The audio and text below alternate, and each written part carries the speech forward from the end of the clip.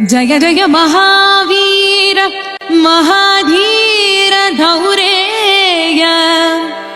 देवासुर समर समय समुदित निखिल निर्जर निर्धारित निरवधिक महात्म्य दशवदन दमित दैवत परिषद अभ्यर्थित दाशरथि भाव दिनकर कुल कमल दिवाकर दिविषदधिपति रण सहचरण चतुर दशरथ चर मरण विमोचन कोसल सुता कुमार भाव कंचुकित कारणाकार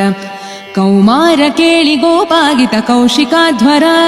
रणाध्वर दुर्य भव्य दिव्यास्त्र बृंद वंदित प्रणत जन विमत विमथन दुर्ललित दोर्ललिता तनुतर विशिख विताडन विघटित विशरारु शरारु ताटका ताटकेय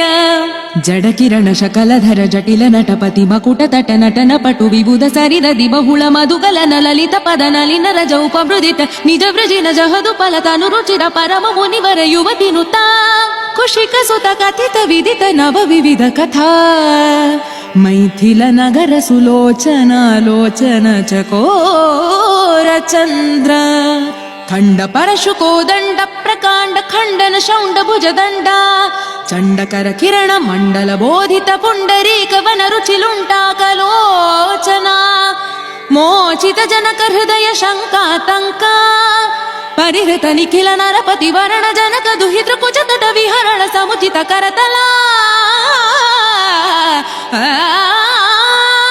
शतकोटि शतगुण कठिन परशुधर मुनिवर कर धृत दुरवन मतम निज धनुराकर्षण प्रकाशित पारमेष्ट्या